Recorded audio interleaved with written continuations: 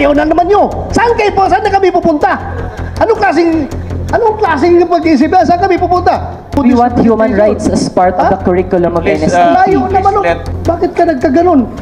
Ano na nangyari sa utak nyo? Okay, you love your country. Pag inatake tayo ng China dito, sinong palabanin mo dyan sa mga Chinese na yan? Actually, NPA? Actually po, you will call on the NPA? What does that make of Raul Manuel? He is a member of the Communist Party of the Philippines, but he is not a member of the New People's Army. So member siya ng Communist Party of the Philippines. Very clear. Ako, I swore under oath na I would tell the truth and that is the truth. Si Raul Manuel ay recruiter din ng NPA. Thank you, sir. Raul Manuel is a recruiter of the NPA. So ngayon ay kumukulo na yung aking dugo habang tinitingnan ko itong tao na ito. This is a very serious matter.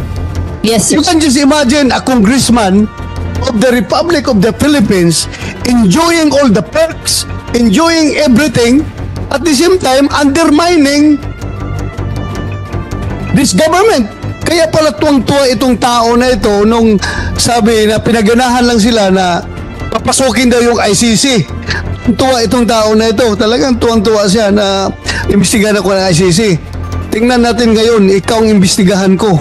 Hindi totoo na nagre-recruit tayo para sa ganong mga organizations. Kung may mga sumasali doon, individual choice po nila iyon. Yun yung nakita nilang avenue para sa talino nila at hinanakit nila doon sa mga problema ng bayan. Siguro kung mahirapan tayo na i-uphold yung ganito, such as law enforcement and rights awareness, magkakatalo na lang kung amongst the ranks of our public officials ay hindi po nag-a-agree doon. Lalo na if we have a senator who will say na okay lang na makalaya at may second chance yung isang rapist na mayor habang yung mga mahihirap ay madaling tokhangin na lamang. Yun lang, maraming salamat. Mr. Yes, Chair, can I react? of course, of course. Ang layo naman ng sinasabi mo, Mr. Kasama ba yan dito sa hearing yung comment ko na yon? Ang layo naman. That's an affront to We this want human presentation. rights as part of the curriculum of Please, NSTP. layo please naman, let Senator Bato finish. Ang layo naman nung bakit ka nagkaganon? Ano na nangyari sa utak nyo? Ha? Ang layo naman. We can send you a copy of our position paper. Ang layo. At saka, I take offense on your what you said na yung ROTC is a misrepresentation of nationalism. Anong tingin mo sa amin? Anong tingin mo sa ganon? Ganon ka na mag-judge sa amin? Dinadjudge mo kami na ganon? Ha? Are you sure you're the representation, you're the true representation of the Filipino students? Ganon ba? Ilan lang yan makakaliwa dyan sa estudyante? Mas marami dyan ang gusto mag-ROTC. I must tell you frankly. Bakit ka? Ang layo ng issue mo. Just to personalin ako? Napakalayo. Dapat matuto. Kung may ROTC, dapat ikaw na estudyante ka, matuto ka, magrespeto. Kahit sa isang senador man lang na andito sa hearing na ito. Huwag mong tirahin sa ibang issue na hindi ka kasama dito. Ha? Huwag mong... Honorable Chair, I would like to respond dun sa point na marami daw na gusto mag-ROTC. Mr. Manuel, let me recognize you first before you talk and let Senator Bato finish. Ikaw, kung Pilipino ka, do you love your country? You answer me. You love your country? Ha? O sige, you respond. Of course, students love our country and we have different ways to show Okay, we love you our love your country. Pag inatake tayo ng China dito, sinong palabanin mo dyan sa mga Chinese na yan? Actually po, you will call on the NPA? Since gusto namin na ipaglaban yung ating bansa mula sa foreign invaders, pero mismo sa ating constitution, the AFP, which is tasked to preserve our integrity and national sovereignty, ay hindi natin nakikitaan ng real intent to defend our country. So wala tayong role model for that. Submit mo na lang sa amin yung position paper po ninyo, kasama yung position paper ng isang mga kasama ninyo. Senator Bato, can we proceed? Mr. Chair, may I move to strike from the records the statements of Mr. Manuel that were irrelevant and not germane to the topic, especially when he makes statements attributed to our colleagues in a statement that he made outside. And may I also request the chair to remind all our guests who are here as guests to please show respect for the members, and again, not to bring up statements, reactions that are not germane to the topic. You can make your reaction outside. The media is all there. They will listen to you. But let's stick to the course. We're all here overtime, and you need to use our valuable time to say something to the good senator. I know him so well. If you had something to say, he will talk to you. So may we remind everyone of that, Mr. Chair. Thank you, Senator Pia. Mr. Chair, dagdagan ko lang. Ito, if he really represents the students, ganyan na talaga ang state ng mind ng mga estudyante ngayon na dapat baguhin natin. Mali ko yun. Ako, if naniwala ka sa akin, mas matanda ako sa'yo. Mali yung sinasabi mo. Gusto mo lang akong tirahin sa ibang issue na hindi naman natin titakel dito. Now, since, Mr. Chair, since sinabi naman lang nitong ating resource person about nung kay Sanchez case, alam nyo, gusto lang ninyo talaga akong sirain, kaya kinukuha nyo yung sinasabi ko na gusto niyo akong putasan. Did you know na ako mismo gusto kong bitayin yung Sanchez na yan? Ha? I am for death penalty. Kung may death penalty noon, dapat nabitay na yung Sanchez na yan. Pero, kayo naman, ayaw naman yung death penalty. Ngayon, bigyan na second chance dahil na-reform na yung tao, according to the competition, eligible siya for pardon, ayaw na naman nyo. Saan kayo po? Saan na kami pupunta?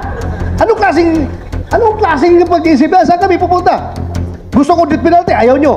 Ngayon, i-release yan dahil walang death penalty. Titirahin na naman nyo ako. Ako bang gumawa ng batas na yan? Eligible siya by operation of law. Dahil sinabi ng batas. Ganon. Respetuhin natin. May batas na ganon. Pero hindi ko kagustuhan yan. Kung akong gusto mo samahan mo ako, bitayin natin yan? Ha? Kasi lang talaga, that goes to show kung ikaw ang representation ng estudyante ngayon, ganun na pala ang estudyante ngayon, kawalang disiplina, kahit ang senador, kayang tirahin sa walang non-relevant issue dito sa ganitong forum. Ganun na pala. Kaya dapat pala talaga, ibalik ang rotism para madisiplina kayo mga estudyante na kayo. Ha? Thank you, Mr. Chair. Thank you, Senator Bato. Mr. Chair, I'd like to seek apology for... And let me remind Mr. Manuel, NUSP, and the rest of the groups that we invite in this committee. We invite you for the sake of fairness. Alam ko naman kung anong sasabihin ninyo eh. No, this is your third time to be part of this hearing. And alam ko na kung sasabihin ninyo. Pero binibigyan namin kitong oportunidad magsalita para marinig kayo ng mga bagong senador natin. Pero ano namang kinalaman ni Sanchez sa ROTC? Ano namang kinalaman? Kaya this serves as a warning to your group na wag niyong dadalhin yung mga walang katuturan dito sa committee ito. Dahil sinisira niyo yung aming pagdinig at sinisayang niyo yung aming oras. And again, we're exercising fairness. Kaya bigyan nyo naman kami ng respeto. Kahit alam na namin ang sasabihin ninyo, ini-invite namin kayo. In fact, we invited all of your colleagues. So, last na ito, and next time we invite you, if ever we invite you, stick to the topic. And this serves as our warning. Again, I'm directing the committee secretary to strike off all of the comments that are not germane to the topic of ROTC. Si Raul Manuel po, so ito yung kwento ko. Kapakagalitan ako ni Raul Manuel na ito. Giginhawa muna po ako. Disclaimer lang, hindi ko po nakita si Raul Manuel personally. However, kasama ko po si Eric Casilaw sa Sitio Balacayo, Barangay Namnam, San Fernando, Bukidnon. Kami po ang nag-facilitate ni Raul Manuel, kasama si Daniel De Llosa, kasama ni Kurt Russell Sosa, kasama ni Angeli Fortich, basta marami silang kasama. May mga kasamahan po ako na wala dito na they can attest na Raul Manuel is there. So, what what does that make of Raul Manuel? He is a member of the Communist Party of the Philippines, but he is not a member of the New People's Army. So member siya ng Communist Party of the Philippines. Very Yes. clear. Coming from you, baka sabihin ni baka sabihin ni Manuel na tuturuan kita. Walang sir. Law student ka ngayon, di ba? Hindi ka pwedeng turuan. So, si Raul Manuel is a member of the Communist Party of the Philippines. Communist Party of the Philippines. Is that Raul Manuel, the same Raul Manuel that is The Raul. party list representative Yes. ng kabataan? The same person? Yes. The same person? Yes. So, puro kasinungaling yung sinasabi niya na wala siyang koneksyon sa CPP, NPA, NDF. Balas ng buhay niya. Ha? That's Yes. for the record, for the record. Yes. Puro Yes, of kasinungaling course, yan. he will deny it. No, the same as what we did nung nasa legal front organizations pa. We always deny because it is our responsibility to hide our identities na kami ay mga membro ng underground mass organization at members ng Communist Party of the Philippines. So, for the record, just for the record, For the record, for the record, you are categorically speaking that he is a member of the Communist stating Party of the that Representative Raul Manuel of Kabataan Party List is a member of Communist Party. the Communist Party of the Philippines. Yes. So very clear yan. Yes. So Chair. kung siya ay nagdi-deny, nagsisinungaling siya. Yes. Okay. Because that is your usual modus operandi to deny every time you're being asked. Yes. Am I correct? Yes. Yes. Kate Traka, please, you have the floor. Good afternoon, sir. In addition, sir, I also worked with Raul Manuel when he was the UP student regent in the University of the Philippines, and kasama ko siya, and we were recruiting for KM and for the Communist Party of the Philippines, and we facilitated yung NPA recruitment as well within the university. So I am sure he will deny this, my good old friend Raul and workmate. We worked within UP, no, within the Committee Tagatagpaganap, no, ng UP.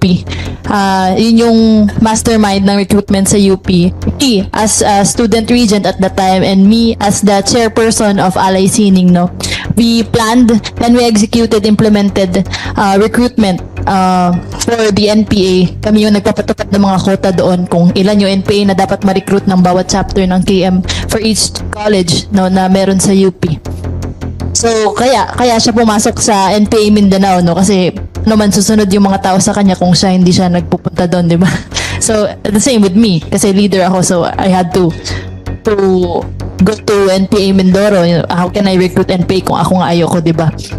Umuwi siya di ba? Hindi siya nagtuloy mag-NPA, nagtuloy ako. Pero okay lang naman kung i-deny niya. Kasi yun talaga yung gagawin niya for sure. Kasi trabaho niya yun at nasa Congress siya. Pero ako, I swore under oath na I would tell the truth, and that is the truth. Si Raul Manuel ay recruiter din ng NPA. Thank you, sir. Raul Manuel is a recruiter of the NPA. Yes, sir. That's what you're saying, right? Yes, we were planning, implementing recruitment programs, no, for NPA recruitment, sir. So ngayon ay kumukulo na yung aking dugo habang tinitingnan ko itong tao na ito. You know, we might be laughing right now, but for all we know, this is a very serious matter. Yes, sir. You can just imagine a congressman of the Republic of the Philippines enjoying all the perks, enjoying everything, at the same time undermining this government, undermining the state. Yes, sir. Di ba? Kaya pala tuwang-tuwa itong tao na ito nung sabi na pinaganahan lang sila na papasukin daw yung ICC. Tuwa itong tao na ito. Talagang tuwang-tuwa siya na imbestigahan ako ng ICC. Tingnan natin ngayon, ikaw ang imbestigahan ko. Ikaw ang imbestigahan ko. I will do all my parliamentary powers to pin you down. Sabihin na, tingnan natin. Ikaw pala talaga ay membro ng Communist Party of the Philippines, which is the partido of the New People's Army who is trying to to destroy this government. Ha? Ganun pala talaga itong tao na ito. Tingnan natin. Tingnan natin. So, thank you for those revelations. Ha? Yes. I am being a Filipino, hindi ako pwedeng forever tayo lulukuhin itong mga tao na ito. Hindi ito po pwedeng forever tayo lulukuhin. Destroying the government from within the government. Papayag ba tayo nito? Papasukan tayo ng ganitong klase mga tao sa ating gobyerno? Granting na provided by the Constitution, yung party list ay pwede sila mag-represent dyan. What they are doing right now is talagang kakasama ng ating bansa. And I am willing, I am dedicating my life for this fight. Nakapag-retire ako sa Philippine National Police. Hindi ko mabilang kung ilang girang dinaanan ko with this NPA. New People's Army nito. At sa awa ng Diyos nakapag-retire ako. Ngayon nagkapag-retire na ako, dito na hindi na ako ngayon makipaglaban sa inyo sa armed struggle. Dito ko kayo lalabanan sa inyong parliamentary struggle na sinasabi ninyo. Legal sa legal. Tingnan natin. Senador ako ngayon. Tingnan natin. Itong mga tao na ito yung nagpapahirap ng Pilipinas eh. Ito yung nagpapahirap ng Pilipinas. To be frank about it, sabihin man ninyo na sinira ko yung parliamentary PC, but my love for this country is above and beyond parliamentary courtesy. To be frank about it. Kumukulo ang dugo ko, nakikita ko itong patawa-tawa pa smile oh. Yung pala'y anay pala ito na sumisira ng ating lipunan.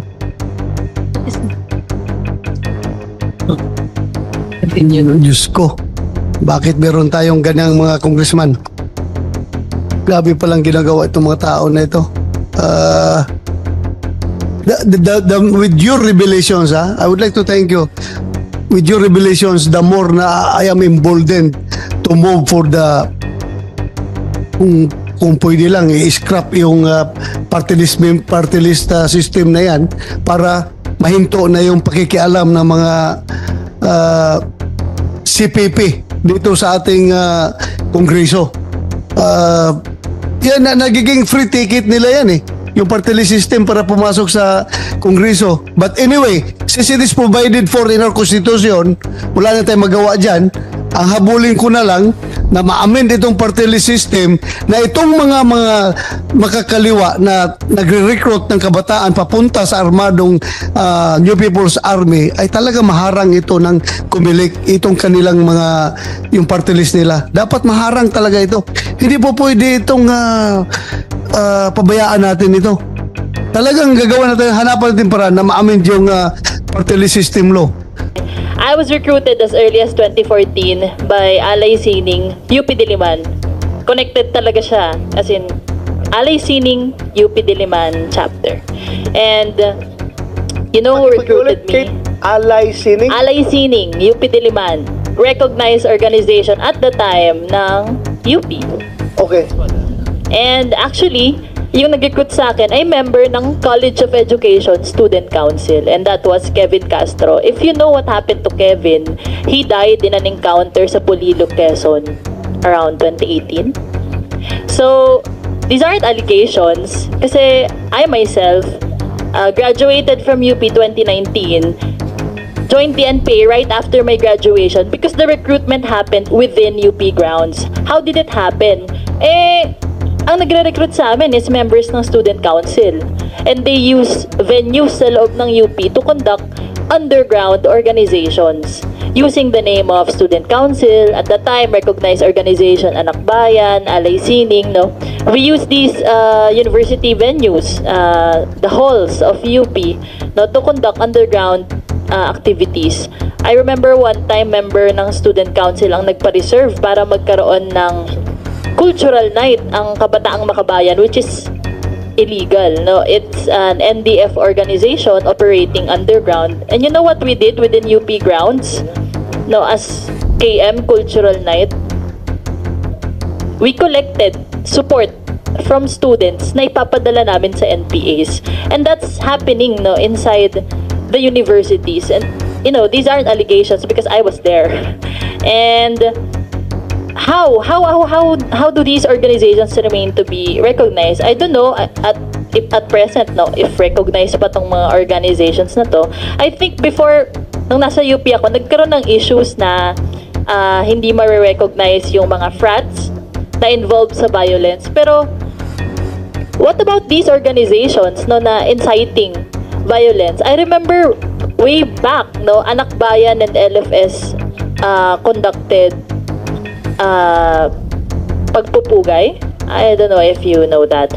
But, they were very proud, no, na maraming mga estudyante ang namamatay as NPA, na they were proud na alumni nila yon, no. I can only name a few. I think student ng UPC Len Dumanais na namatay bilang NPA sa Abra. Student ng UPLB si Rona Jane Manalo, nakasamahan kong NPA sa Palawan. Namatay siya sa encounter, nabuhay ako. Magkasama kami sa encounter na yon. Sino pa ba? JC Alberto ng UPLB. And I know them because we all previously worked as student council. I was then counselor of College of Education Student Council. Raul Manuel was chairperson of College of Arts and Sciences, UP Visayas. And sino pa ba? Kevin Castro, chairperson namin. There are lots of students, no, members of student council who eventually joined the NPA. And that's not, that's not cut off na after nila mag-UP saka sila nag-NPA. No, they were recruited while we were inside. No, and how did this happen? Kasi nga, these organizations are doing this, no, within UP grounds. No, some of them recognized at the time, recognized ang LIC ng UP Diliman, kaya nakakagamit kami ng mga venues ng UP na kapag apply kami ng permit for activities within UP. And what I think, I don't know if alam to ng mga professors or what, pero we conduct educational discussions na ang nilalaman is armed revolution. No, and it's not just the theory lang ng, hindi siya theory lang ng armed revolution. No, what we are being taught inside the universities is armed revolution. No, and it's not just the theory lang ng, hindi siya theory lang ng armed revolution. No, what we are being taught inside the universities is armed revolution currently launched by CPP NPA is correct. Thank you all for watching this here video.